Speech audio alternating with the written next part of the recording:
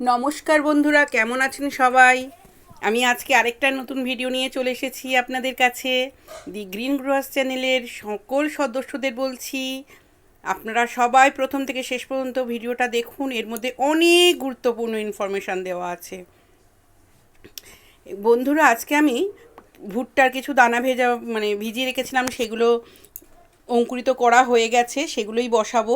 তো এই মাটিটা, এই গ্রো ব্যাগটা কিন্তু আমি তৈরি করে আপনাদের দেখিয়েছিলাম। এই গ্রো ব্যাগের মধ্যেই আমি মাটিটা রেডি করেছিলাম। তার মধ্যে দেখছি একটা উচ্ছে গাছ বেরিয়ে গেছে। এটা ভালো, ও থাক, ও আছে, ওকে তো আমি নষ্ট করব না, কারণ একটা গাছ মানে একটা প্রাণ।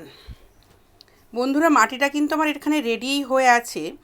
সবজির খোসা দিয়ে আমি এটা রেডি করে রেখেছি। তার মধ্যে তবুও আমি কিছু সবজির খোসা দেব। এই সবজির খোসাগুলো বেশ কিছুদিন আমি প্যাকেটে করে রেখে দিয়েছি বলে দেখুন এগুলো একটু গলিত অবস্থা হয়ে গেছে, মানে গলা গলা হয়ে গেছে।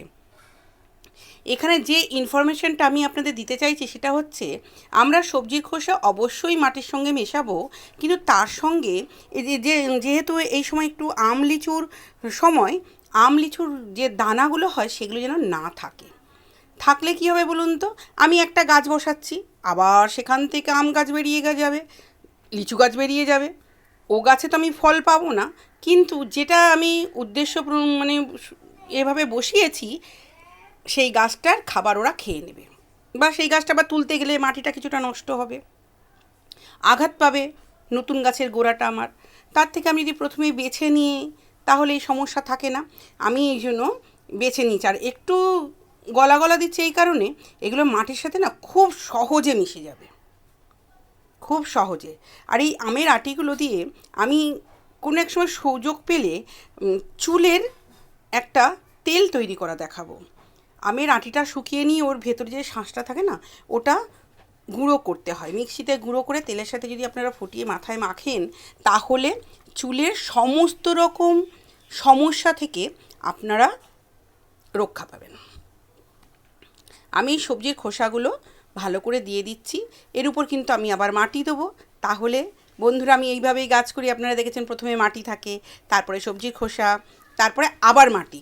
সেই মাটিতেও কিন্তু আমার সবজিরে খোসা মেশানো আছে, তবে এটাতে নেই।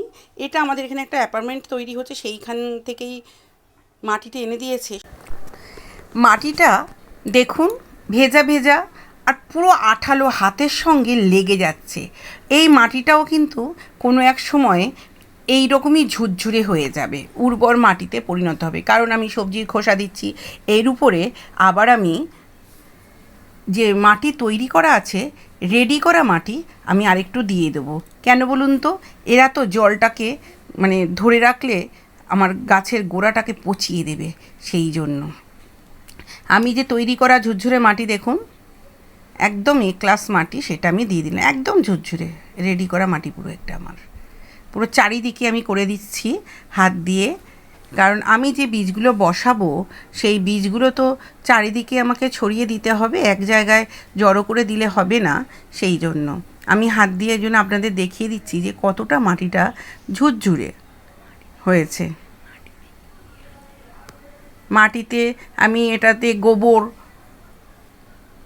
গুড়, হ্যাঁ যে কোনো ধরনের গুড়, আর একটু গোমূত্র মিশিয়ে দিয়েছিলাম, দিয়ে রেখেছিলাম। এটা আমি ভিডিও দেখেই করেছি গোমূত্রটা, কারণ দেখলাম ওটাও একটু মানে পরিমাণে অল্প লাগে, কিন্তু দিলে খুবই ভালো হয়। আর এই বীজটা যে আমি ভিজিয়ে রেখেছিলাম বন্ধুরা, বীজটা জল থেকে তুলে সকালবেলা জল থেকে তুলে না, আমি আমার একটু কাপড় চাপা দিয়ে রেখেছিলাম, ভিজা কাপড় চাপা দিয়ে রাখতে এরকম অঙ্কুর বেরিয়ে গেছে। তাহলে কি বলুন তো, আমার শিওর এই গাছটা হবে।